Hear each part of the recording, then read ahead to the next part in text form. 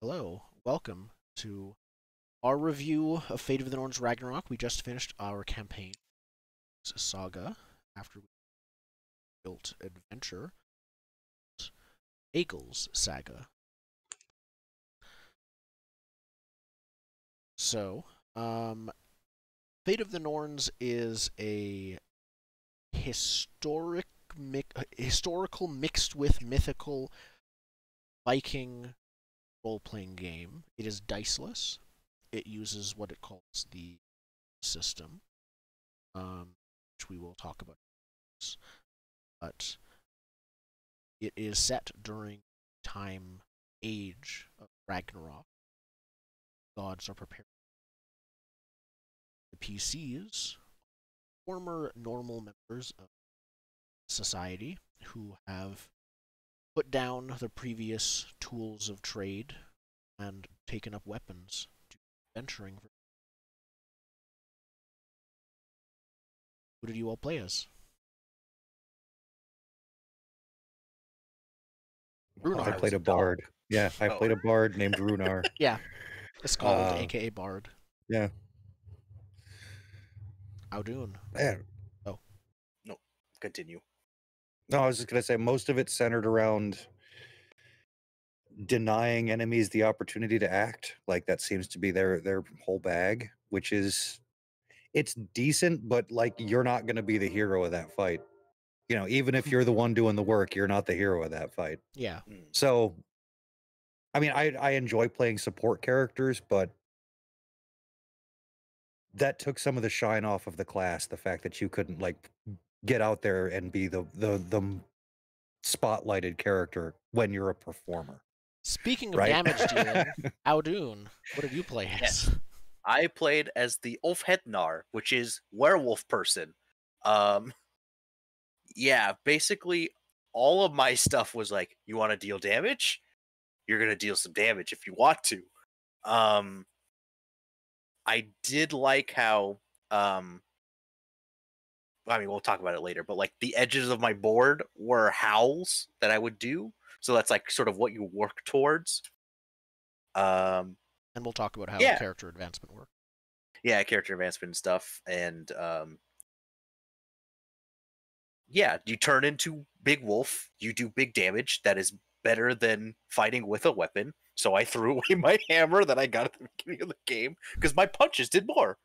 Yep, that's what you quickly discovered. Yeah, I was a mixed martial animist. Mixed martial anima? Oh, because you were an animal? You said mixed martial artist, mixed martial animist. Ah, yes. Bad joke. Mixed martial animega. Yes.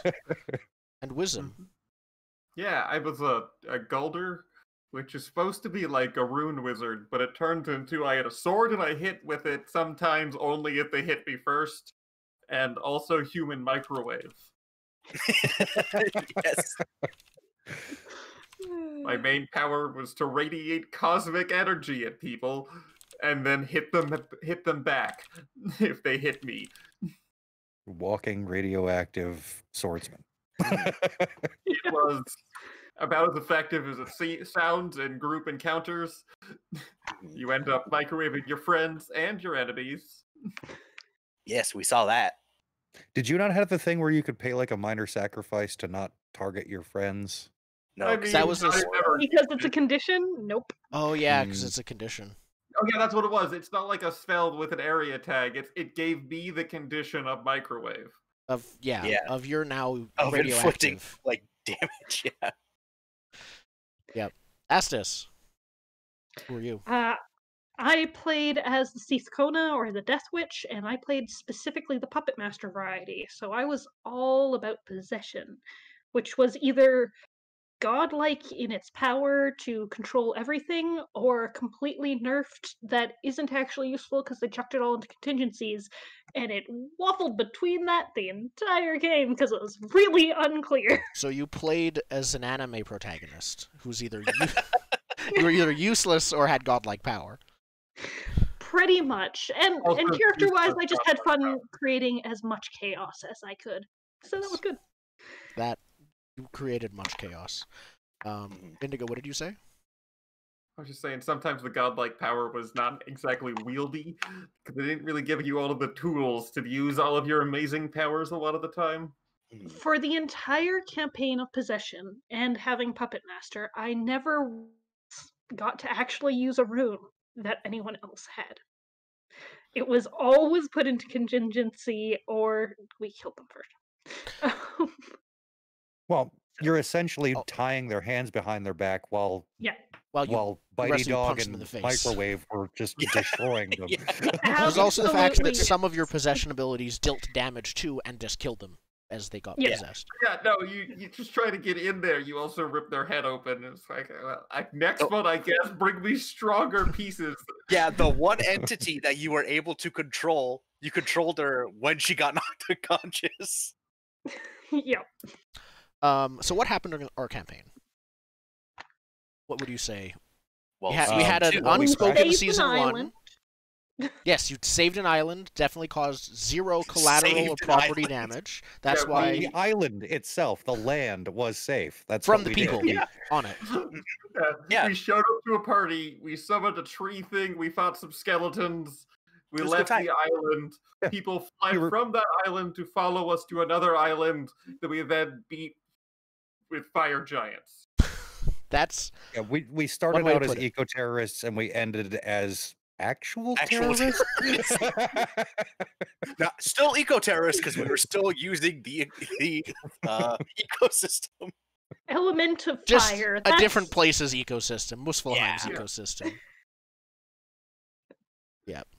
So we started with the adventure that comes built into the game, the core rulebook, that is Egil's Saga, and then after we finished that in I think 4 sessions, maybe, we onto a custom thing built with that. Since you guys went off with Egil, we followed him and you, and did some adventures and conflict resolution. Some therapy. For his hometown of Borg. Oddly enough, what we played of the game, at least, wasn't so much a fictional long plotline story as reasons to get to the next encounter and picking what that encounter would be. And I think that's intentional with the game. We'll get to that. Very much. I think once we open up the box of talking about combat and the mechanics, that'll be most of this stream. But the book itself, as you can see, I'm using some of this on the live stream, has fantastic art. The art is very good. The art is Mhm. extremely Very good. stylized and Art's very gorgeous. good. I see you're showing some in the background, Wisdom. Yeah. It's really, really well done. I am on. Oh, you mean for the stream the The background like, I'm using for the overlay? overlay, yeah. Okay, And I then thought you were Wisdom, like trying to show the book. no, and You then look Wisdom like is showing the I book am. on his background. can show On the his book. green screen, it's just there. Mm-hmm. It's really well done. The book's layout, I would say, is One good thing on for- first read, but not great for reference. Fair. I'd Yeah. also... This is a type of game where I'm not sure how much I like all of the lore being at the front. Because character creation is so complicated, I think the lore has to be at the front because you can't break up character creation like you might in some other games into smaller Mhm. parts. So I think it's the best possible option to have it where it is. But that's my Well, opinion. then the game is so heavily thematic that you have to know what we're talking about before we start describing mechanics. Yeah. And yeah, the game setting. Let's talk about the game setting. So the game setting is what I would call formerly historical. It's set around the year 935, though it's flexible, specifically. Yet Bardiches exist. Do you want to talk about that now? Yes, Bardiches. To be yeah. fair, So, like yeah. to be fair about the Bardiche, because it is in the book, the Bardiche is an evolution of a Danish axe. Mm. So it might have just been the easiest reference point. To Instead be of just fair. calling it a Danish axe. Right. That's fair. It Yeah. pretends to be historical, but then throws things like that in. The Yeah. Bardiche. Yep, I see it's highlighted. So the Bardiche, I believe you told me it was French and named It's that. French in like 16th century, right? Yeah. 16th 14th. century Yeah. French weapon. Oh, 14th, yeah. So What- it might whatever. be a Danish axe, but that was picked up on. It's huge thing. Game ruined. Over. It's ruined. Immersion broken. Yeah. But so yeah, it is mostly historically accurate medieval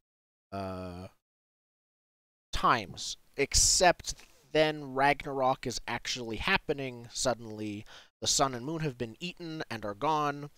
Everything is dark. The apocalypse is happening. The Viking gods are real, and yeah. And that's been that way for a couple of years. We're in an eternal winter and everything. And there's crusaders Also, there are crusaders. Yep. who don't prescribe to any of this and just trample on through with their horses. Like, It's a thing. So it is an interesting setting because it's effectively like you're playing in the mythology, in the mythological stories. They're all true, and that's the world. Also, here's the history of Earth, and it kind of you're playing as fully both in a way. But it's the history of Earth as told through a story, so you can't actually look any of it up. You just have to kind of half remember it. The figures are real. For example, Egil is a real historical figure, but because Ragnarok happened, then everything has changed, basically. And so it gives me the freedom to tweak things. Like The real Egil may not have been troll-blooded. Yes, No. he may not literally have been... Well, okay, may have lived 7 feet tall. That's possible. Very unlikely. And He definitely still needed therapy, though. Definitely needed therapy. I think you're not... Yeah, I will also add, I should know this because I'm literally taking a Crusades class, but the Crusades didn't start until 1095. Yeah, and yet but there's crusaders just hanging around. Well, I mean, you would think that It's like an in the archetype. event of eternal winter and, you know, That's true, it ice could have sped giants it up. and fire people, Mhm. Christians would mobilize, right? I mean, they would. They're But would the Pope send them? Does Simple Winter go all the way down to Italy? Oh, They I go don't to think it's everywhere. just necessarily the Pope. Like the king, some of the Christian kings are mentioned in the book as being responsible for this. Yeah, For it's like Crusaders being... if we're going with like European, like especially history of the First Crusade, it was just basically like, yo, you guys, you want to go to take a pilgrimage to the Holy Land, and then while you're there, you want to go kill some Muslims who took over the Holy Land? Let's go do that. That sounds fun. Swords and horses. Wait a minute, there's people here that don't look like us. Make them go away. It was basically the Crusades. Yeah, and it was so popular because like They did it I think again. especially French knights, their worldview was like, oh, I gotta be a good Christian, but I gotta kill people as like my job. That's kind of like, you know, two combating things. Sea Pendragon. So that's why, Sea Pendragon. So when Yeah. you go on crusade, you're absolved of your sins, and you get to do what you've spent your life doing to absolve your sins. So they're like, nice. That is certainly some spiritual, mental acrobatics, but okay. We don't approve of the Crusades. No, Yes. I'm just saying what they were thinking about. Yes. Sending your Arby's and horses someplace else. So the other thing that I found odd about the premise of the game is the classical D&D adventuring party thing of it. It felt like you all had very little tie to the world. In fact, I think in a way that's why we made up our mysterious season 1 to almost give you a stronger tie to the world. Because in character creation, it says like this is what your job used to be, right? And in my case, I was a merchant, and if I kept my business every month, I would gain money. But Well- where's my business located? Here's I was going to save this point for later, but I think it bears bringing up now. At the end of it, looking back on what we just did, we created a saga, right? First 2 lines of the saga was, Ivor was a farmer and did this stuff, but then went on to do all of these other things. So what in a saga, you really don't give a shit where they came from unless they're part of a lineage. And I think that's where there's a bit of dilution because the game doesn't say that explicitly, we learned that by ignoring it in a way. Yeah. And so if it was, and also there's mechanics like, yeah, maintain your shop and get money. Except we don't want to see that and never saw it because we don't know even. They also had us like track rations, but there's no mechanic for eating rations. It's just you're fine, you're a hero. Yeah, it's not like when you take a long rest, you eat a ration. It's just sort of like, here's rations.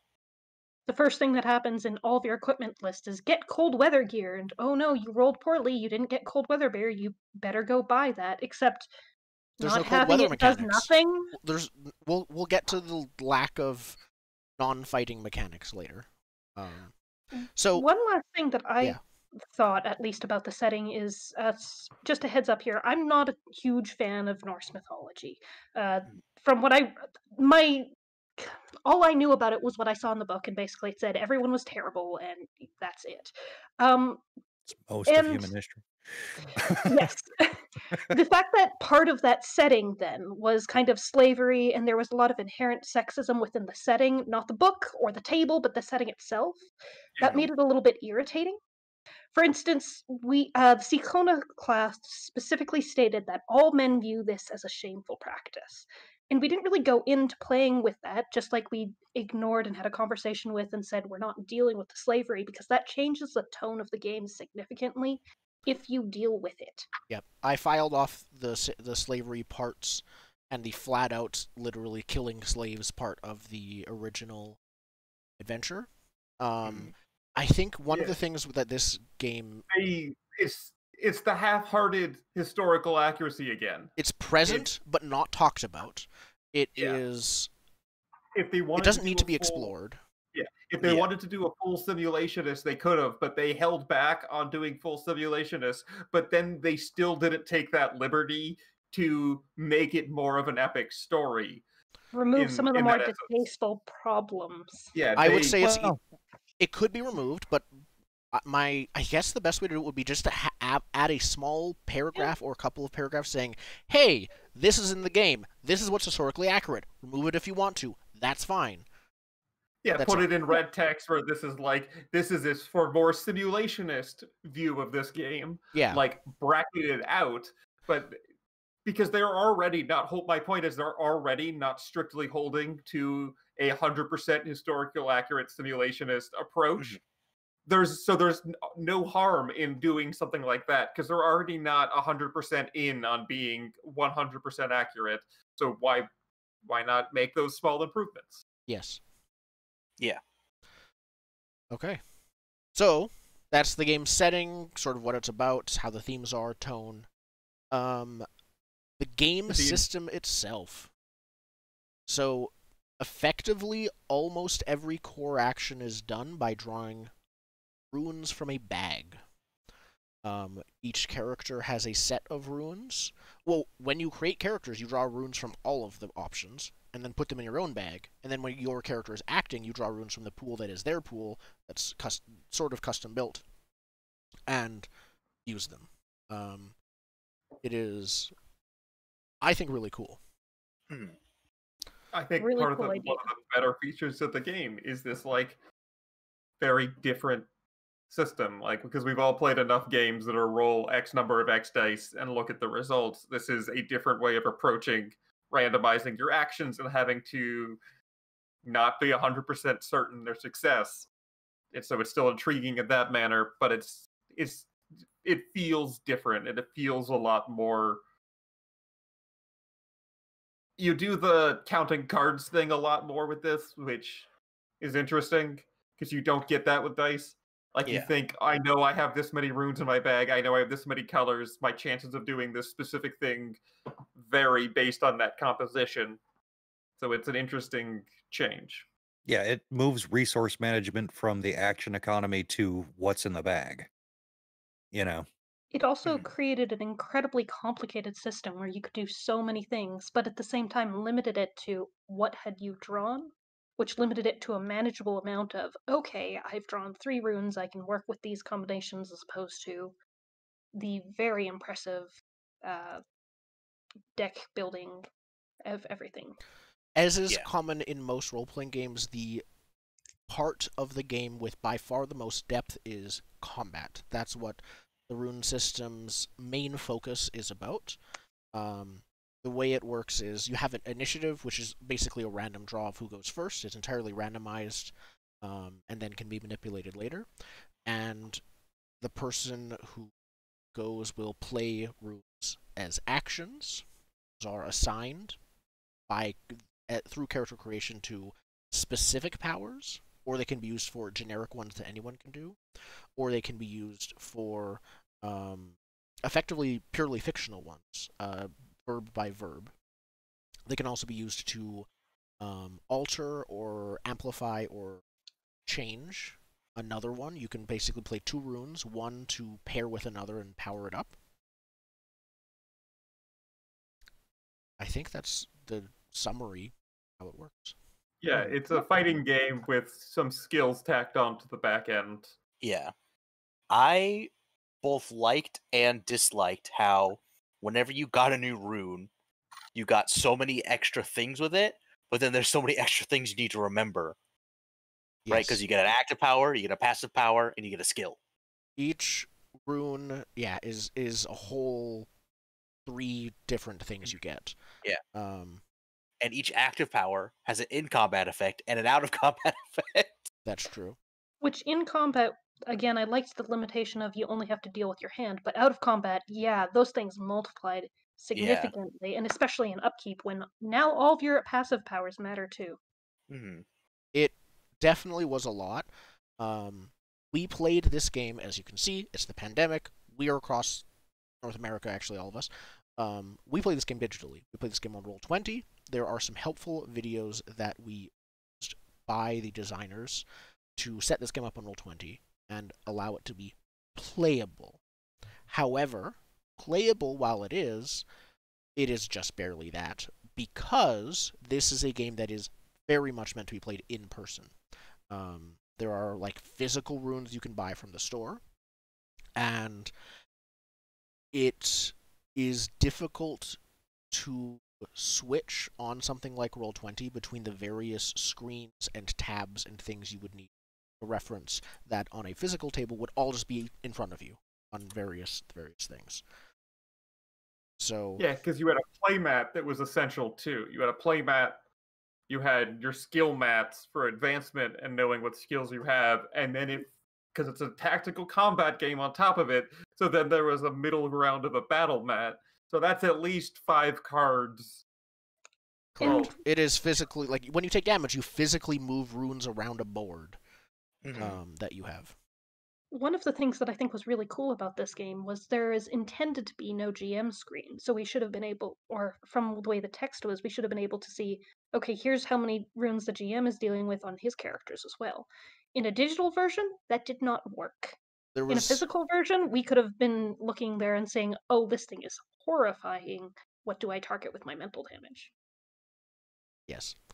That's one thing that I don't think was explicitly stated in the game, that everything should be public in between, but it was inferred just at the end of our campaign that should be the case with a few others that we...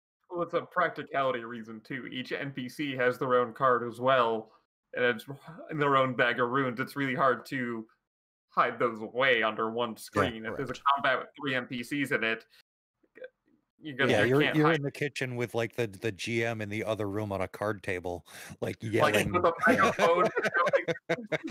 How much appearance does that have?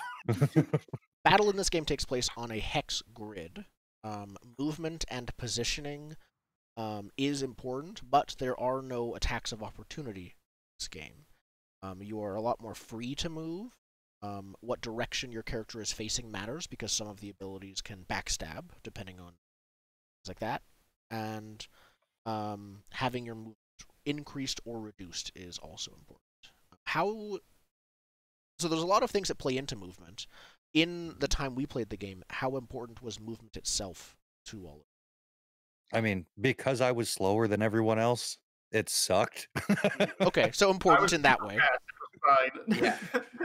It was very specifically important during the shadow fight because of microwave. And because it itself was hypermobile, that monster. Yeah. I was a little disappointed by how little it mattered if you were behind, like which way you were facing, because it really only affected, okay, if they use a defend action, which I don't, we almost never ever did, nor did our enemies, it's weak. There wasn't actually any backstab of extra damage, it was just less defense. There And are some everyone active. was very aggressive. That's true. The There are some facing active required- powers that give you that extra damage if you're behind someone, but I don't think we had anyone who used it. Yeah, I don't think any of us had those. Nope. I think that was probably the Maiden of Ratatoskr. Probably had those because that seems more like the roguey one. Oddly enough, when I never mind, built a character for her, she was basically shield, defend, defend. Try and get them to hit me, defend. She was a taunter, basically. She Mhm. was Oh, very not what I expected from the description. And then there are parts of this game that are in combat a bit difficult to parse. Conditions is one of the things that was, I think, very well done, but each condition is kind of like its own whole thing you have to learn. Some of them Yeah. are simple. Possession is not. mhm. And even the simple ones like blind or shroud have so many questions. Yeah. Yeah. Does area count? Does this count? What matters for blind? I Yeah. like that the conditions are powerful enough that it is often it is a genuine balance between, do I want to deal extra damage or do I want to deal this condition, because conditions can be really strong. Mhm. One of the downsides, though, as I found, is some of the encounters I planned were basically all four of you against one NPC. And when you sacked conditions on that NPC, they had trouble. Now, the fights were not necessarily easy for you, but some of them were, some of them weren't, or some of them were because you did the proper work, tactics, or got assistance from other NPCs. But I think that is one thing that it's more something I would learn now, looking back on rebuilding NPCs, is add more defense against conditions on people. Mhm. So it's a thing. Even just like maybe some ads would help too. Yes. The problem is that each NPC is basically a player character in terms of it's not quite that complicated, but from Having some sort of minion rule. from the GM perspective, typically the way that an NPC works is they are each it's the same as a PC, except their powers are assigned to a color, not a specific rune. So all runes are the same. Any rune of the same color can be used for the same ability. Sense. That's the They have less only abilities. simplification, I believe. So, there is an app that you can get for your phone, which I did, that will help making managing this much easier. It did. It very much helped. It was still not what I would call easy. It was manageable. Yeah. So overall, what did you think of combat? Did you all found it fun, engaging? Mostly until it came time to determine in what order things happen. Yeah. Then it got a little dicey. But for the most part, combat is dynamic enough. You've got enough options at any given point. Mhm. Yeah, I wish there was even just like a PEMDAS that you do for conditions. Like A pet trigger this that's one first. Trigger this good one an first. order of operations. Yeah, just do an order of operation for conditions. That would make it so much simpler than going like, Not well, even for conditions, for upkeep. If Yeah. upkeep had an order of operations and conditions, like apply conditions was one of them, recover from conditions was another one, because it's what happens when you play. It's treating itself like a deck builder, TCG, whatever card game. Those have those upkeep in between turn ones. Magic is untap, upkeep, draw. Like there's the steps, they happen in the specific order. yeah, because then a lot of the times during upkeep, we were going like, because it happens in whatever order you want it to be. So we would have to like wait for each other to do a move, like as GM versus PCs. So if like you took a condition away, we'd have to reapply the condition with like one of our upkeeps, right? Because especially your aura, like you would just hit it. So it's like hard to even, if there's just like an order of operations, that make it so much easier rather than like the stalemate of waiting to see who's gonna go first. Yep. I liked We the didn't- idea of it. I don't think we ever got into the stalemate. But yeah, without the order of operations. The book did have a little bit of an order of operations, but the problem was it had multiple things that said this goes first over everything else. And when you have multiple things that say that, it This kind of goes defeats yeah. the purpose. Yeah. 3 things that this happens last. But it's Mhm. like 3 separate things that happened Yeah. last. Which happened last happened last. Add your pluses last, double last. What's gonna happen first? There is a reason that I browse the forums a lot when checking for rules clarifications on this game. There are some things that were unclear, or even to us as a group discussing it, or inconsistent, or things that made a absolute declaration, but then with several exceptions. It was I feel don't would know. benefit from. But I feel like if you have to go to forums, that's a failing in the book. Mm-hmm. I agree. And as was mentioned before, the most difficult thing, so if anyone's looking to play this in a simple way, put off possession till later.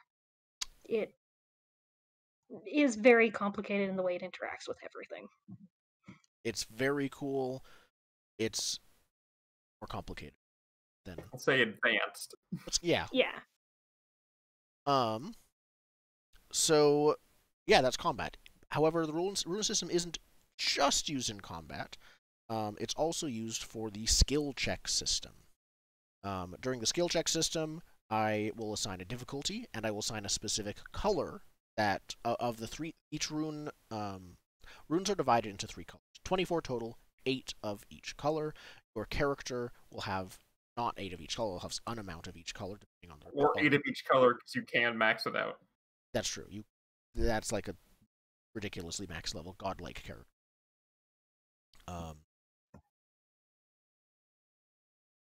You want to draw runes from your personalized bag equal to the color plus your proficiency, which is just a flat plus extra automatic successes. Yeah. I think it worked pretty well. It was pretty simple, pretty cut and dry. I liked our table changes to it that made it so that we could help each other. As it originally was, could take it or leave it. Wasn't bad. I do like the trading in of runes. I thought that was really good because if you have a bunch of spiritual runes and you're like, oh man, I really need just one physical rune, you just trade those in. Yeah, none of the runes are entirely wasted if you have at least 2 of them. One thing I found interesting is in early levels is, and I think this actually might be it, there is not a large window at low levels between I can't possibly succeed and I automatically succeed, and there's oftentimes it's one or the other. I don't know if that's necessarily a bad thing. How did you all feel about that? Because I know there are some cases where I'm like difficulty 2 on this check, and you're like, I already have 2 proficiency bonuses. I win, so I have a +2 to my successes. Did you feel that was interesting or well done, or reflected your character's proficiency in a way that's good? So the part that is good to me is that since you have the physical, mental, or spiritual difficulties, right? You can fictionally position your action to coincide with the one you have the best odds with. That level of gamifying social interactions and things like that, I find enjoyable because you end up building an aspect of your character that you might not have thought about during creation. Right? They might be heavily spiritual. They might be all about the gods. And I didn't really think about that when I was creating the character, but they always talk about it because they're good at that. You know. Yeah, that's why I leaned into werewolf therapist, is because my void rune's spiritual and I had a lot of spiritual wounds. Yep. Go for emotional health. Yeah, emotional support animal. That's what I was. Exactly. Yeah, I agree. I enjoyed skill checks. I enjoyed, which we'll talk about Well, we might as well bring up now what changes we made. Not all changes, but the change we made to the skill system. I think what we ended up doing was you can help if you have The skill. if you have proficiency in that skill, you can add +1 to someone else's check. Yep, and that is in the book. That is in the book. Okay, good. Mm. What we also added was effectively a devil's. That wasn't the book, but I don't think it was easy for us to find, or I just missed it. Yeah, it was. It's at like at the top of the skills thing. Nothing calls attention to it. Okay, so when skimming, it's hard to see, but when reading it, you'll see it. Is that what I'm getting? Yeah, yeah. Like I actually had. I was see, reading yeah. through sections when I found it. It wasn't something that's called out as a rule. Okay. Yeah, it's a little add-on text to each person has that. Yeah. Yeah, that feels could be more apparent, but I'm glad it exists. We also added, just for our own preference, coming from a Blades in the Dark game, Loki's Bargain, which basically is Devil's Bargain from Blades in the Dark. You accept a guaranteed no matter what secondary consequence in order to pull an additional route for your skill check, which is a hope better than you. And So. I think we also added group check. The group check was more. Yeah, the group check was me. We didn't formally We didn't write write it it down, down, but effectively, did if you that all are before doing we something found together the that skill needs rule. you all to do it together, or the difficulty is increased by multiple, then I would just take a regular skill check difficulty and multiply the difficulty by the number and sort of average it out. I think that worked out well as well. That happened frequently, I believe. Yeah. Before we codified the rule changes, yes. Yes. How do you feel about advancement and character creation in general? Character creation, I think we streamed that as well. Yeah. I think At so. least a big part of it. Character But- creation was fine. I think our issues with advancement were pretty obvious because we changed the system for advancement, Yeah. but because there was no rules before. It was you advance when the GM says, and then everyone gains a level. Yeah, fiat advancement. I believe, in fact, it's not even specifically mentioned that that's the way. That's just how it is in the pre-written adventure. And otherwise, I think the outside of that adventure, the core rulebook, don't mention how you gain levels at all. They don't Yeah, say it just says gain levels, not how. and then then the example just showed it was when it says from that. So we made our own glory system to address both advancement and death and that as well, which we'll get When to it- after. Oh, Yeah. You go. Sure. When it came to character building as a natural deck builder, I really, really loved it. That was something that I very much attached to in this game. The ability to look at every single option in the kind of tic-tac-toe board and figure out exactly what is the best, what you want to build towards, and which runes you want to use where. It was very fun to try and optimize and min-max.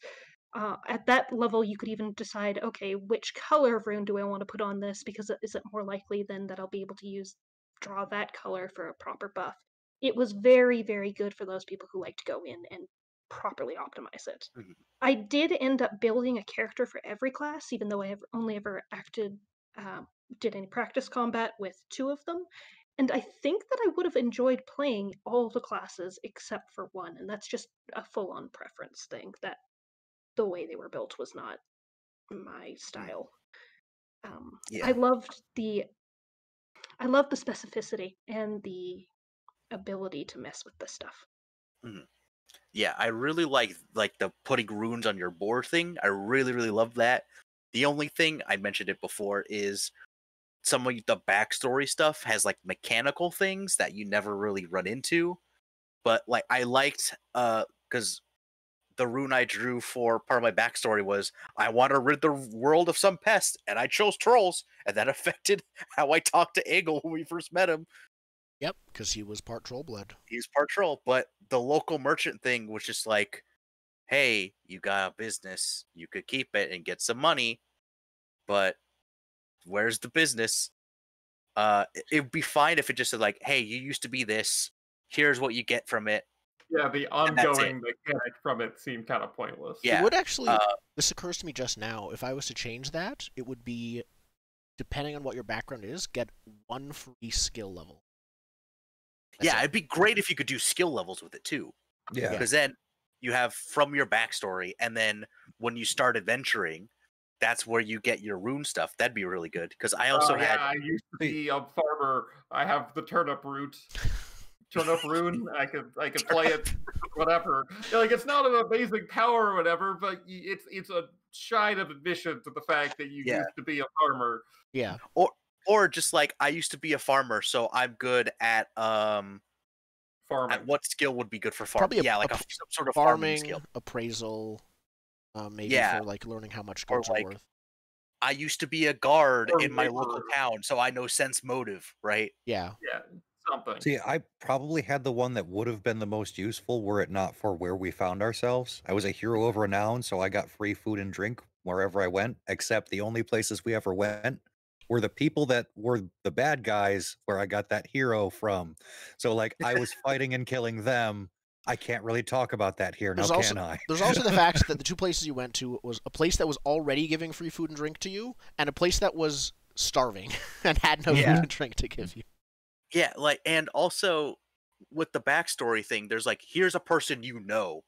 I wrote down some information about a person I knew, never came up because it was like, you have to like almost force that. There Yeah. might be, I might be completely misremembering. There might be a version of circles in one of the future books. But I Doesn't don't help know. us. No. That doesn't help at 'cause- all. We played with the core rulebook. Yeah, because I wrote down like he's a skald. I'm like his name is Vider the Vicarious, tells tales from the homeland, and he's from Miklograd like I was, so he told stories about other faraway places. And I said like Arabia and a place called Tagrahash, which I looked up is Old Turkish for China. So I went like, I mean, if Very cool. feel free to ignore it, but you know, it's like, hey, it's just like here's the stuff, but there doesn't give you like a mechanical way to like interact with that. Yeah, and the way and that they give you interaction is like a way that it doesn't make sense story wise. And the game is focused more on Iceland specifically. There's a map at the back of the book about Iceland, and the factions that are directly involved in it, or distant from it, but still have ripple effects. However, one of the things is that the game says travel is difficult right now, and that cold weather exists and things like that, but there aren't any mechanics for travel. But it says like, yeah, if your friend lives far off, it's going to be hard to see him for some reason. Well, for narrative reasons, but not for mechanical reasons. In one of the characters that I rolled, I believe that they were a messenger, and it stated in the messenger thing, like, yeah, you're worried about moving towards different villagers because some of the villages has become cannibalistic because there is no food. But we didn't get really the sense of no food or difficulty moving or any There of was always that. cheese curds. It was there in the narrative, but I almost had to push it into there sometimes, even in the narrative, and then it wasn't there mechanically. Yeah, well, for a game that's so heavily predicated on conditions changing battle, fatigue not being one of them is a little bit troublesome. Closest thing I can think of is drain, but that is specifically described as a spiritual thing. If that was changed to also include like physically just drained of energy, that makes sense to me. Honestly. Yeah, You I haven't mean, eaten or it's a slept for condition that days. makes it so you weird one less rune with a minimum of one. You know, Yeah, it's easy to put in there. Or you could even keep it like some of those conditions are like spend half your runes to attack, or like you take half your runes of damage at max level. It's your full level in damage or whatever. Just make a condition that is fatigue, weird, half your runes at max level. Yeah, and then just like probably quarter round up to be slightly nicer. Mm-hmm. Which, makes it a game much more about survival, which the premise and setting was, and the gameplay was not. Yeah, Mhm. that's one thing. So I have sort of a blunt question. How do you define this game? How do you guys define? Is it because I'm thinking of it more as a tactical adventuring game than a role playing game. Yeah, I think Yes. you're about right. Tactical Yeah. adventuring makes sense to The puzzle setting is together. intriguing. The game is not about exploring the setting so much as it is about fighting things. Yeah, And it in feels some cases, like the video game model where there is the pan into the level, you do the level, there's the pan out, and then there's the in between scene, and then you pan into the next level. the setting really, really fought against the mechanics. Like, the setting, the whole idea is that go out and die gloriously. And the mechanics punish you for death and means you're losing levels and all of the stuff that you've gained, mostly. And it's like, Also, you're supposed to level up, so the idea of dying doesn't really jive with the idea that you need to level up.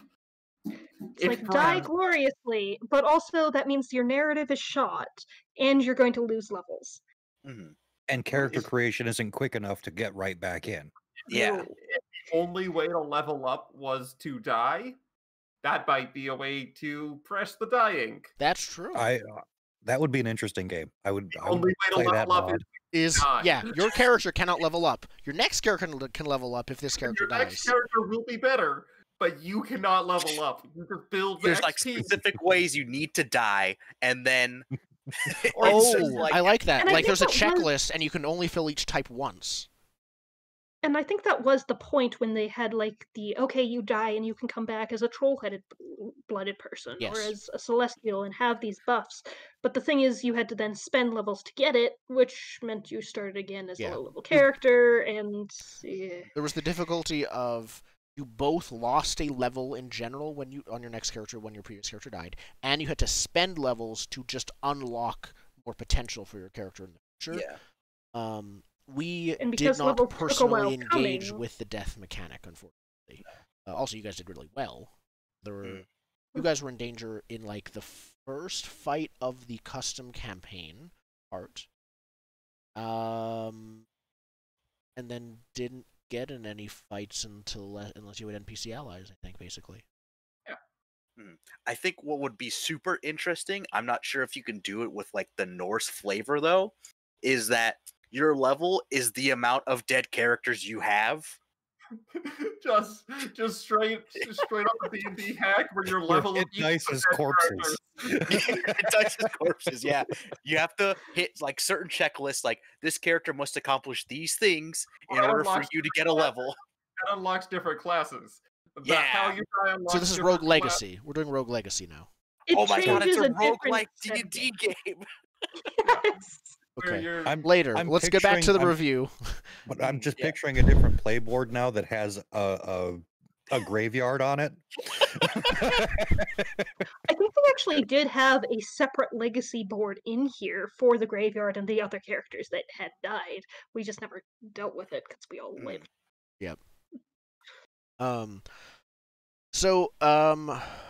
We talked about skills. I wanted to ask one question about skills real quick before we move on, even though we've already have moved on. How did you feel about the skill list of skills that were available? Was it comprehensive? Was there anything missing, or anything? weird. That's the one part of character creation that got me, is that the skills were limited to what's on the board, Mhm. right? So that your build, You couldn't. yeah, you diversify can much. functionally, right? It was a big list, and you could maybe, as a starting character, be proficient in 3 out of 20 of them. Yeah, I was fine with the limited list, but that it feels very because it codifies your archetype pretty easily, being like these people could do these kind of things. But there were also some weird choices. Like my best skill was scorn pole. Yeah. which Uh, may have helped Could I have helped or not? That's not the point. It's not a very actionable skill. My skill was making the pole with the horse head on it, and your skill was talking to people. If we're on a campaign that does not involve mythical, magical intimidation, I'm not helpful. I think here you go. sure. Actually, no, you're more on skills, so. Okay. Yeah, because I think I leveled up the most, and I have 1, 2, 3, 4, 5, 6, 7, 8 runes on my board right now. And I think the only thing that I would change is split verbal manipulation into 2 separate skills. Because you have intimidation, but sometimes if you just want to persuade someone, it's different. Like, verbal manipulation sounds different than like a lot of what we were trying to do. There's some of the time. no heartfelt like persuade. Yeah. We did default to verbal manipulation. You're right, and yeah, no, you're right. I mean, D&D has 3 different social skills. It has They should have 12. Persuasion, deception, and intimidation. There should just be a bajillion of them. I'm fine just with gonna go having full way duel too of many. wits. You Yeah. just think do that- it. I think I'm the sorry. fair thing to do in that case is to take negotiation away and fold that into verbal manipulation. Because honestly, as we discussed, buying and selling things, well, Not we much don't of a really thing. care. Yeah. Yeah. No. Like Um, if it is a survival game, I do have on here repair item. Yeah, I have repair item too, but like gear Just doesn't never came really. up. It doesn't really Here, matter. there Gear are. is destroyed when the GM says. That is Yeah. basically the rule. That's the short. And version of all of it. our gear has hit points that goes down when the GM says. There's a reason I didn't even pay attention to that because A, I was managing enough without that. B, We'd yell at you. I don't think it was an implementation of survival mechanics in a way that I found satisfying. Yeah. It would have just been Not without grindy. any other support. Yeah. Correct. More than talking about the skills, the thing that comes to mind for me is the out of combat effects of the active powers and how widely they varied. Like for some of mine, it was simply you get another point in this skill, just straight out. You are better at communing with the dead. And in other cases, it was, make someone feel uneasy. And the flavor of them just varied so wildly to this could be very useful in combat or out of combat, but you can't use it in combat. Mhm. Yeah, And one of mine was summon Ice Cube. Yeah. the reason behind what these skills could do wasn't consistent. At least it doesn't Yeah. feel that way. Flavor. They weren't on any sort of level. One of mine was like make people feel reassured, which is not a magical power at all. It's just saying positive affirmations to them. Yeah, And yeah. the other one is Motivational cat summon a poster. 10 Ice Cube. And And that was on the same level of magic power. Which you can't do in combat. Yeah, Or I the can't wolf summon thing, a like wolf. you can turn into a wolf out of combat, but you can't as do it soon in as combat starts, you're not a wolf anymore. That's I was about to bring that up. It's that I had active powers that were like, hey, you have a split second before combat starts to do a thing. So I was like, okay, well, can I turn into a wolf because I'm outside of combat? But then I would just turn into a wolf and then revert back to a man Because you don't I have can't- the wolf maintained in combat because this is like playing a different game. Yeah, I like the separation in the fact that like, oh, combat is combat, and as soon as like combat's done, everything's fine unless you have drain. But yeah, the healing there's- was great. But there's Well- also like you want to set things up before combat starts, but as soon as combat starts, all your out of combat things don't work anymore. And the other thing with the passives, or the out of combat stuff, is some of the narrative effects don't have bounds on them. Like I literally have one that's make someone lose their train of thought. So does that mean I can just sit there and spam it until they're just functionally drooling all day? Huh? What? Huh? What? Yeah. Excuse me? Did you say something? I win every argument because you can't think about yours. Yeah. Like And it's like I had one which was specifically bounded of you can turn into looking like another person, but they have to be under this level and under this number of people and in this very specific way. And I'm like, who's going to be keeping track of that? Mhm. If I was to change this game, one of the things I do is completely remove most out of combat abilities. The wolf one, for example, I would keep and specifically say in it what happens if you're already a wolf when you enter combat. Yeah. But most of them seem completely unrelated, and I would remove them. There's some things that are like, you need more you need to be more specific, and there are some things that are too specific in this game. You just need to pick a lane with a lot Yeah. of it. It's a lot of not picking a way to do it that's unified. There's no style guide for how the whole thing's supposed to work. I feel like a style guide would help. These active powers look like this. They all have these things, or they all don't have these things. No. So, before we move on to my experience GMing the game, is there anything else you want to say about being a player character? How was it overall? We're gonna rate the game after I'm done my GM section, but how do you feel about playing the game? Anything else you want to talk about? It was fun. I still had fun playing it, but I think it would benefit from like a version 2 that like picks a lane and stays in the lane, right? Yeah. And Or like multiple lanes. Like that's option 2. You can have the crunch lane, and you can have the easy But easy divide going between lane. them clearly. yeah. Clear divide. For me, this game had the potential to be my second favorite game of all time that I've played. But the reason it's still that potential is because while I love the system, the rules are so messy that about half of the time dealing with what I loved was also reference the rule book, reference the forums, let's figure out how on earth this is actually supposed to work. Yeah, I had fun because I made up a dumb gimmick for my character. That worked. Yeah, which is not really a commentary on the game, because I could have that dumb gimmick for any character in any game, and I could bullheadedly do the same thing if we're playing Dungeons and Dragons or we're doing a more narrative storytelling thing. I can be the strongest man from Wessex anywhere. Yeah. It's not a feature of this game. Either be it D&D or Burning Wheel, you can be the strongest man from Wessex. And I will say it until it becomes true, and that's how games work. I mean, I'm sort of in the same boat. I enjoyed playing it. I don't think I'd want to play it for a year-long campaign. I think it would the little pieces that are minor annoyances now would be book-throwingly awful in a year. Or unless we go I- out of our way to fix them ourselves, basically. Yeah. Yeah. I would do it, but it requires you to all go down and fix it. My experience GMing the game was interesting because I found, firstly, NPCs are run, as I said before, nearly identically to PCs. They are slightly simpler. But, also, as mentioned before, it seems that the game generally expects you to be running multiple NPCs at once. Maybe the same copy, that makes it easier to run.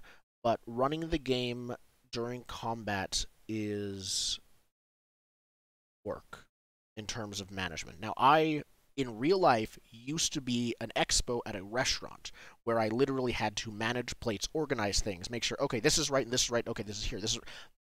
That's, to a lesser degree, what that felt like. Mentally juggling.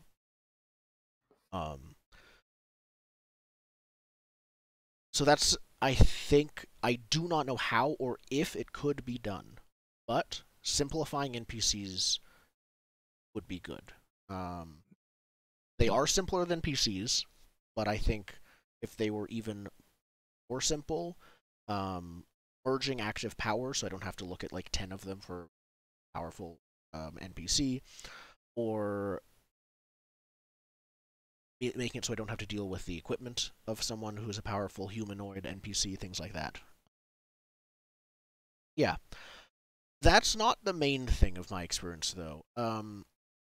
I ended up looking and reading the forums for the game a lot because the game, I don't think it has a GM section in the first place.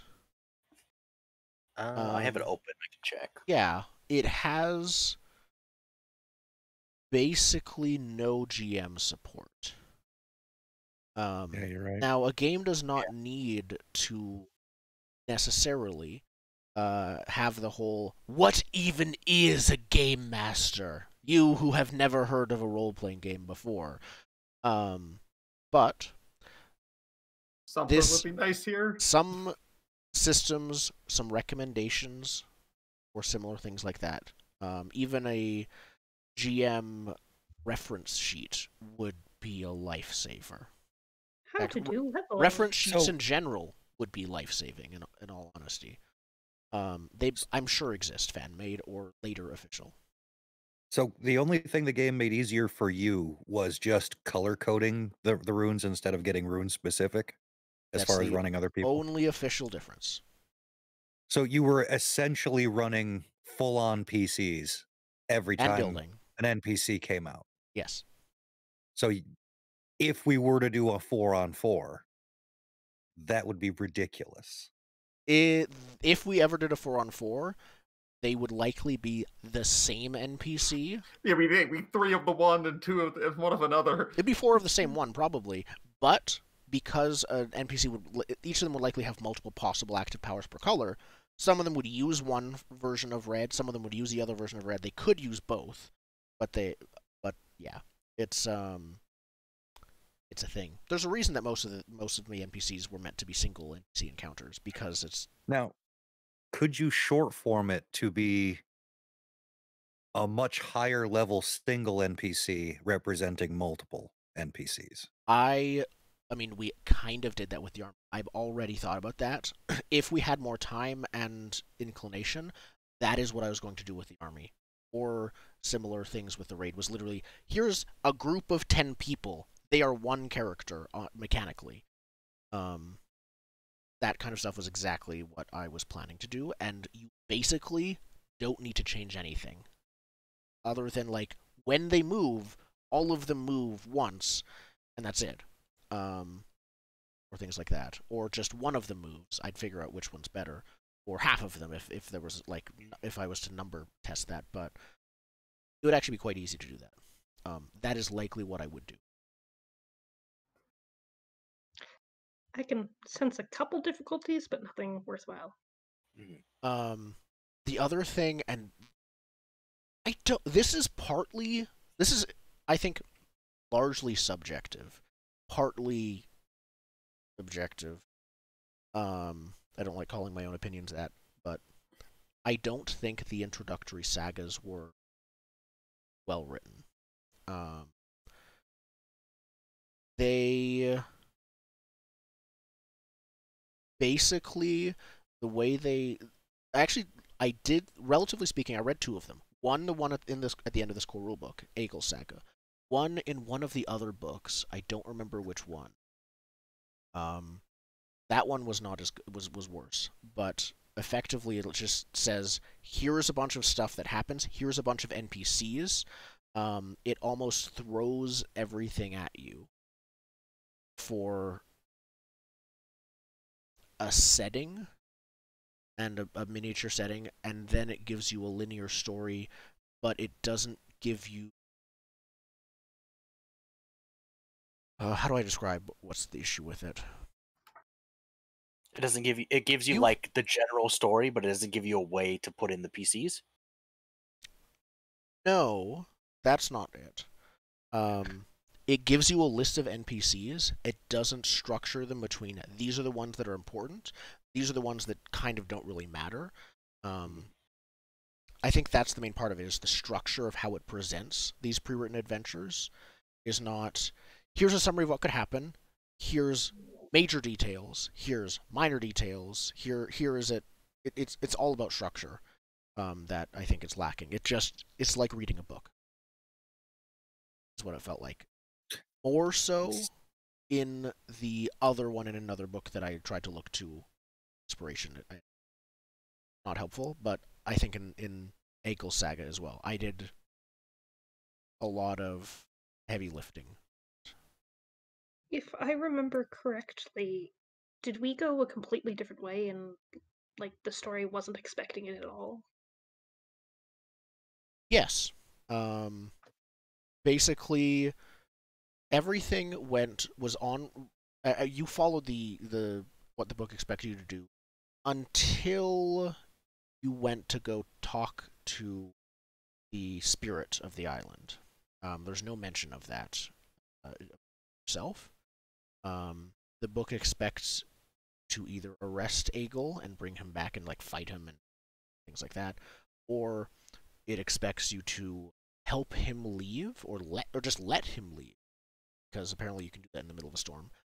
And then tell the king you never found him. So the book expects the PCs to take absolutely no action. Like they go find Aegil, like, oh, have a nice day, bud. We'll be back. Yeah. That is one of the two things that it talks about. That's weird because the whole premise is the storm is so bad that you can't move. That you were stuck here. The setup is that's why we're on Aegil's this gonna island. like cast away, build a raft to go home. Cool. So you were saying the setup for the other adventures were, or their structure was poor. It gave me a list of 20 NPCs that lived in a village. 20, each with a paragraph. Each with a paragraph. How much you want to bet it's like it was written like one of the old 2E adventures where like here's the cobbler and this is how much gold he has in his bedroom. Like it wasn't to that degree, but I mean Thistlebarty the blacksmith, he was cool. He also didn't need to exist. No, he didn't. We didn't need a specific named blacksmith that throws axes by the book at slaves. Now, the Aegil Saga adventure is not without merit. It has a good introduction to brand new players, because most of us, during character creation, we were like, this is how the game works. But if you're running it at a convention or something like that, you're like, okay, this is how a rune check works. Skill checks are definitely the first thing you want to go with before you jump into combat. There were a lot of opportunities for skill checks there. However, it's still weird that your characters arrive, there's this party, and the first thing that you have to do is wait until someone else gets there and then lets you in. And then you wait and talk. And then Aegil kills the other guy. And then things happen. Is it the waiting like is a interesting. Pendragon adventure? Like you're just sort of there and doing stuff on the side as the saga itself unfolds and you watch it?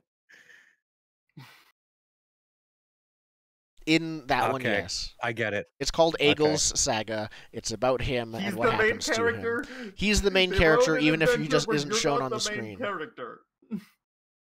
There's a reason. As I said, I did a lot of heavy lifting. And yeah, you also did too, because you specifically egged Aegil into killing the guy. And yeah, we're monsters. We understand, but they should expect... You like to see the world burn, because then it'll keep you warm. What happens when you tell PCs to go someplace and wait? They're gonna fuck around. Yes, and it's great. The book didn't present it as intended. But either way, all of that said, like what you guys were saying about your experience, I enjoyed GMing the game. I would... If I was writing my own pre-written adventure for the game, I would write it very differently. And I would, if I was running a long-term campaign, make a lot of changes to the game. I would effectively rewrite it and make my own hack of it. It would be that significant. But I still enjoyed it.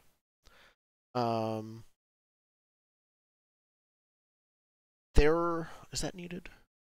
There are a lot of GMing tools in separate books. I don't think that is a good enough reason not to criticize it missing from this book, given that it is a core rulebook that describes itself as an all-inclusive game. Yeah, that's the caveat, which all of our criticisms of stuff missing from this book are built on. It's fine if it's an incomplete game and it's a book that has most of a game and it's followed up with other stuff. But you just have to own it and say, these are the rules you need to get started, and then look to future editions for further clarification. D&D 5th edition has this problem too. However, because it's so culturally gigantic, people expect it more, that there's a separate DM's guide, because that's been the case for multiple editions now. Even though the DM's guide is arguably useless, but... Still, it is not... It has the same problem. It's just that people are more used to it. Yeah. But, yeah.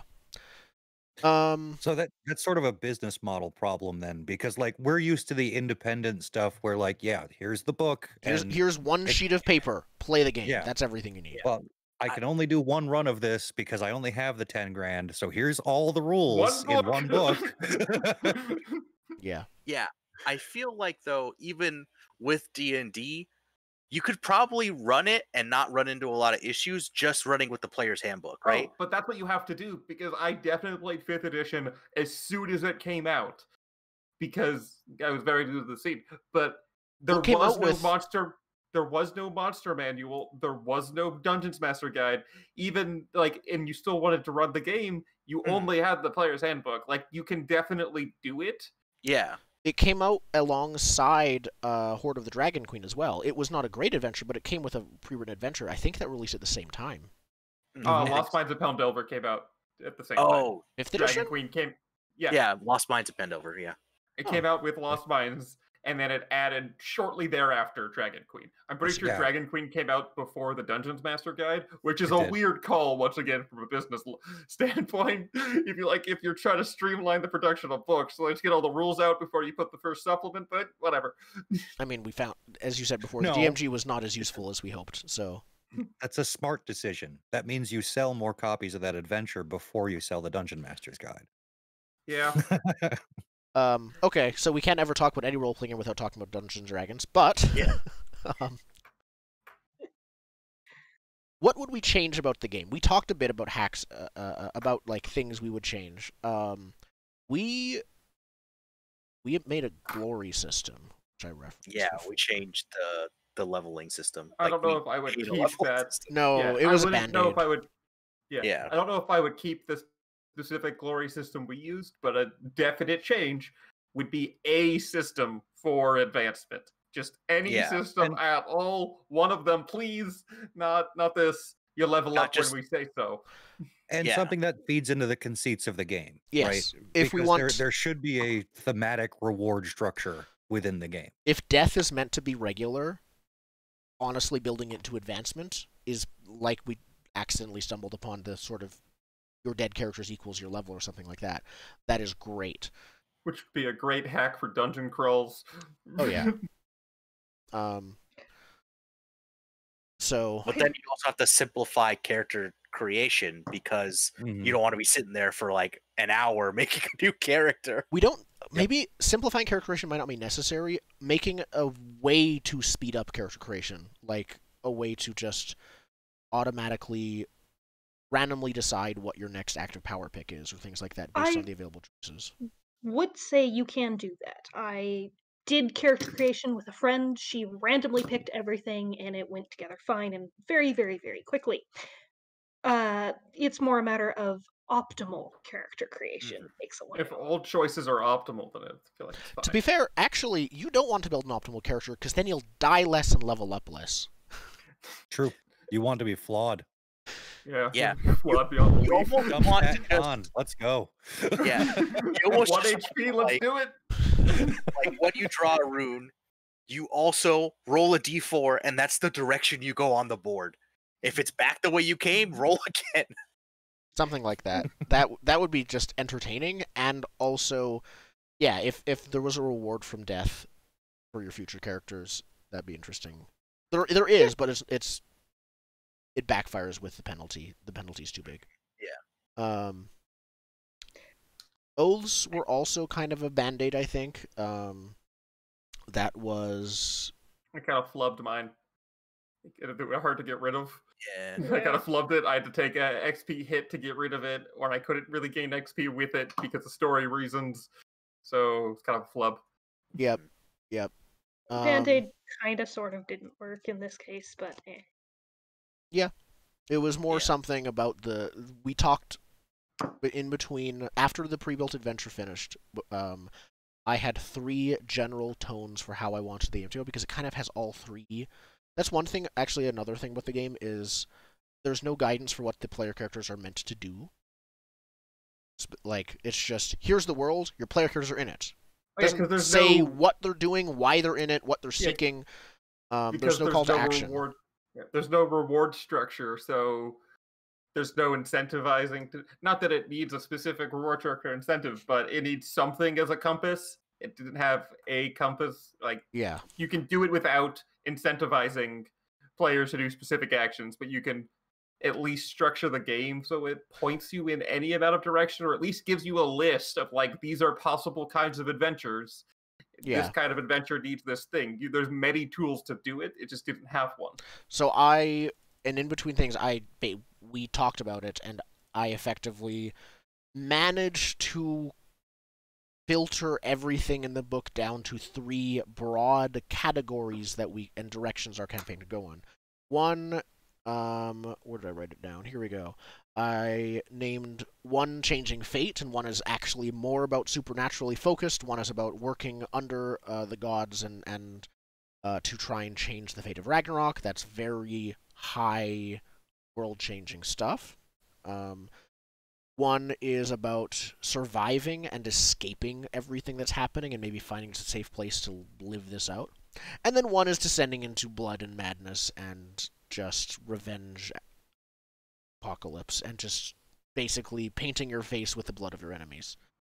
Did we do that one? You chose Yeah, we did that one. Yeah. That is why There I was no blood, only ash. Yeah, that's why I specifically implemented the oaths, because I think that's when I don't think it would have fit the other two, but for this one, it fit more because it's all about grudges and honor to a self-destructive end. Anyways, that's entirely how I interpreted the game, and I added. Other than that,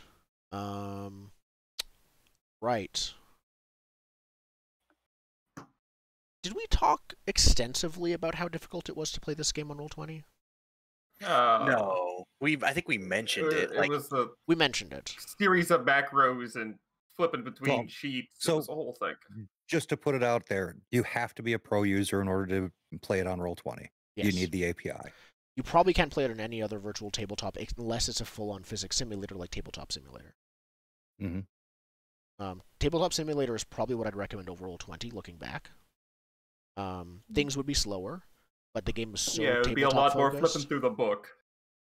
Yes. There's a lot more lot less physicality to this game than most Yeah. things, especially with the tic-tac-toe tables and the rune sheet HP. I'm sure you could probably finagle a way where all you do is use a deck of cards to represent runes that you randomly draw, but you'd have to like make it so manual that it would like bog down everything so much on Roll20. That's how, And you'd that's need how like it 8 would other go. tabs open. Yeah, that's how it would go with Tabletop Simp. You treat the pile like a pile of tokens, and that's fine, but you got to do it all manually. You have to specifically say, draw 3, add 2 back, or whatever. Yeah. The only way I would make this work in Roll20 is literally to Photoshop custom cards that shows the rune, each active power it's mapped to.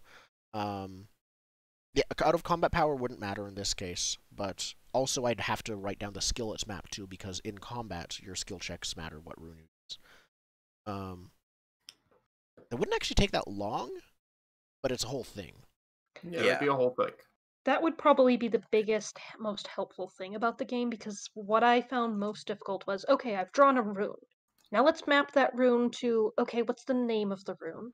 Now let's flip over to the character sheet to see which of that rune name is to which active power. Now let's flip to the book to find what that active power name actually does and what metas it has. Okay, I've got one rune. Let's go do like the whole thing for the next one, and by the time I'm done, I have forgotten what I've got. So It was very difficult that way. So having a card that just has it all together would make life so much easier. card has all together reference tools or other things. Like, if I'm sure there are fan-made or official in future stuff, but just resources that's like, here's a table that you can write in rune effect stuff, and then you just have this, like, you have your character sheet, you have your playmat for your HP and runes, and then you have your reference sheet for what your runes do. That's how it was when I played this physically at a convention.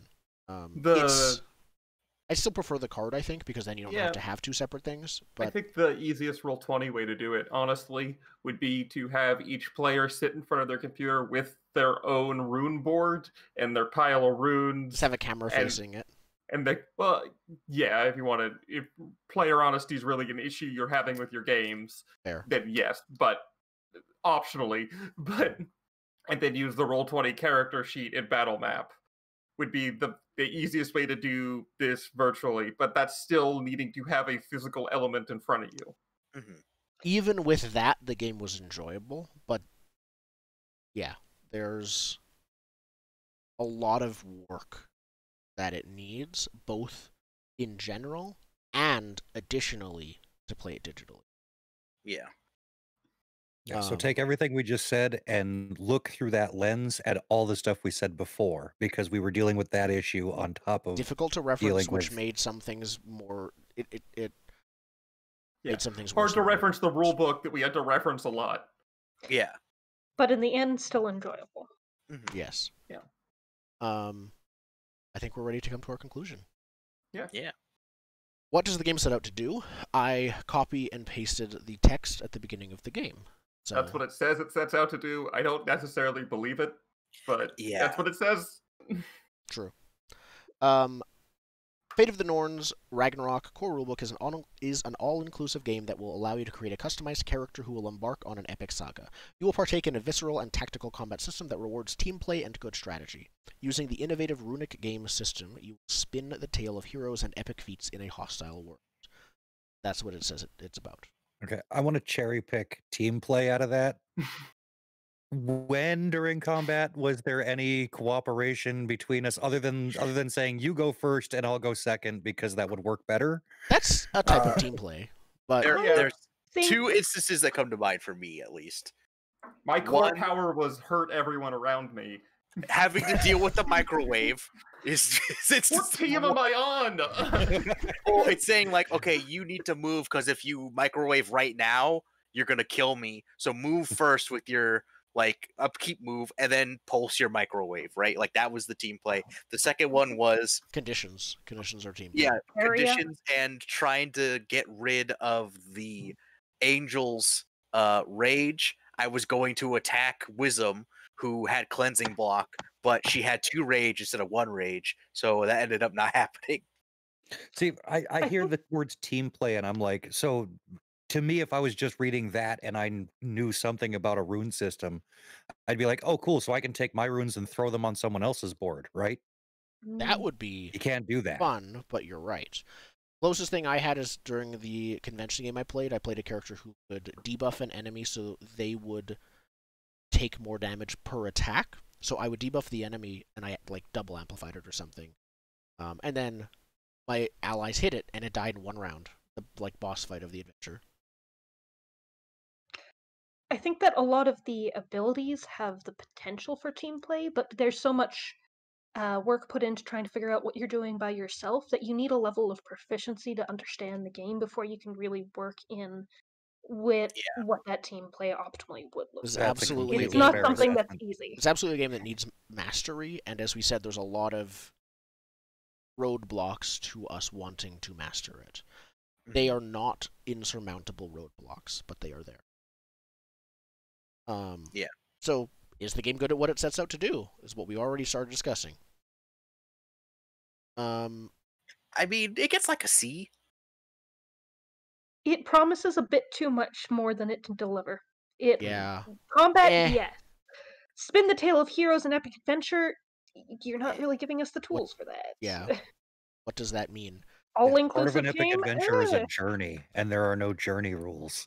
Yeah. Yeah, or like a Customized recap, character. and there's no recap rules. Like if we had a City of Mist style what happened last episode thing. Customized character, we randomly rolled in a couple of tables. So maybe not so customized. I mean, I would argue that you could have 2 like werewolf guys that act differently. You could have 2 Yeah. totally separate werewolf guys. Not only right? that, again, I'm referencing the convention game because that's my experience as a player character. All 3 of us were the same class. Each were one of the 3 different specializations. It felt like 3 totally different classes from most role-playing games. Mhm. So that's also a thing to Yeah. note. That I think that very much fulfills the customized characters to me. Yeah.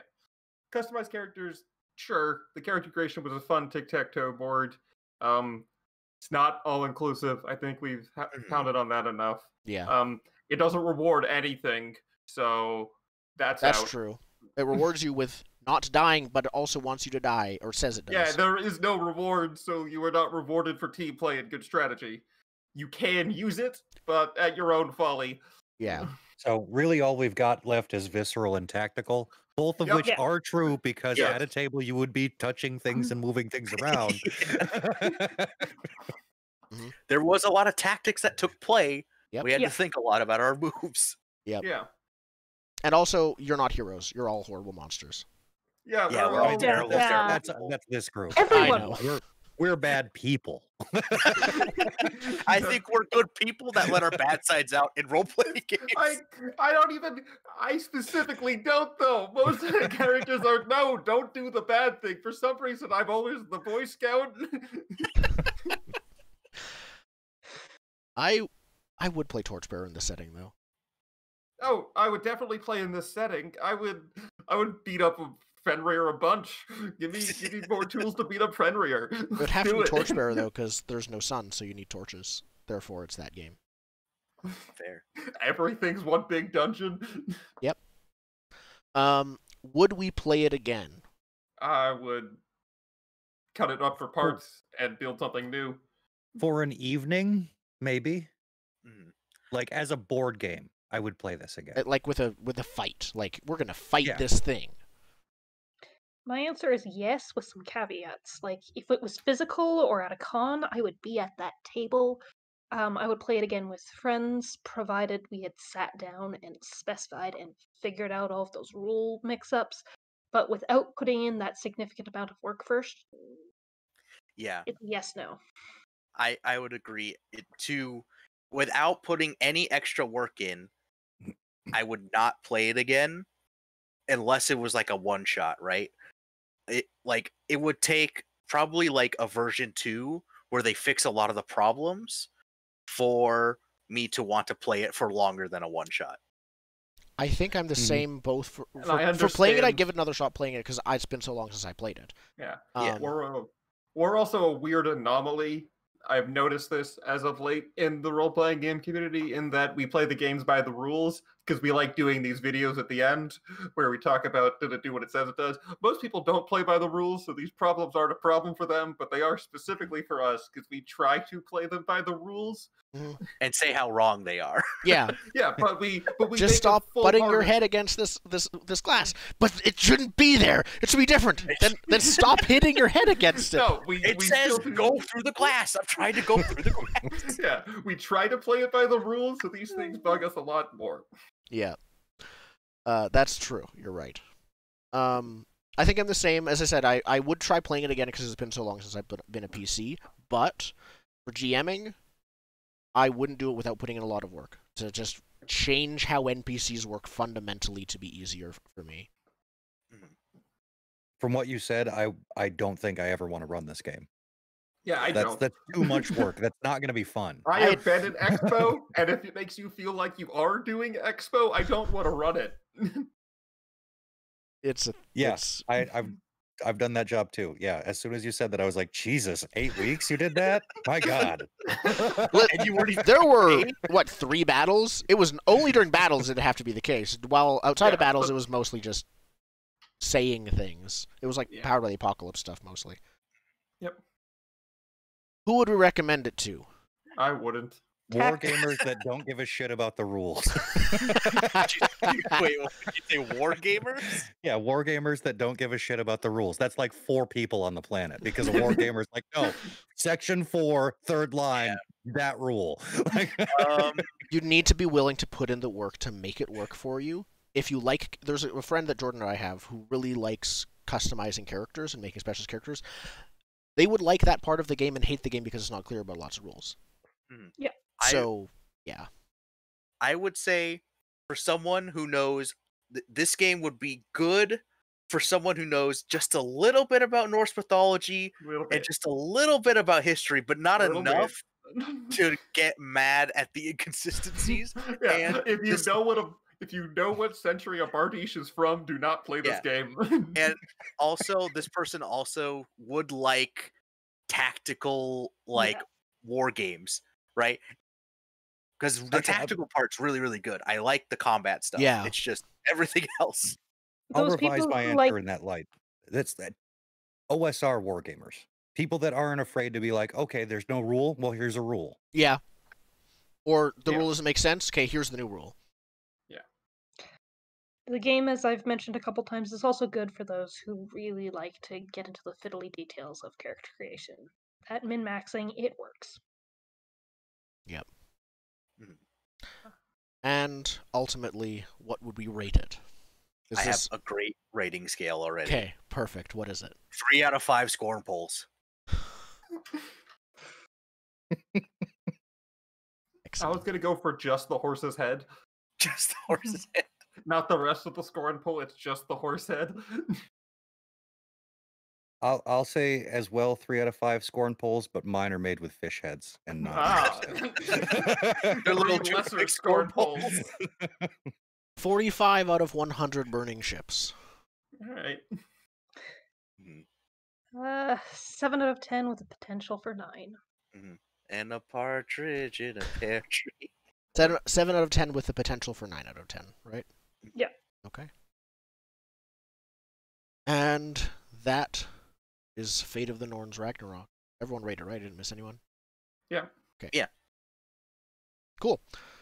We will be off or running a one-shot next week. Are we running a I one-shot think next we were week? doing a play test of Secret Service thing. We're Oh, we're I good need for to write that? it. Oh, I need to well, write it. Gotta- Okay. Well, Are we well, doing well. that? I could probably throw it together for next week. Wait, hold on. How much homework do I have to do? What? Maybe not next week. Maybe the week after. we All can- right. We might do a one shot. We may be back next week for a one-shot. We will be back the week after. probably for a one shot. Yes. Okay. Thank you everyone for watching. Goodbye.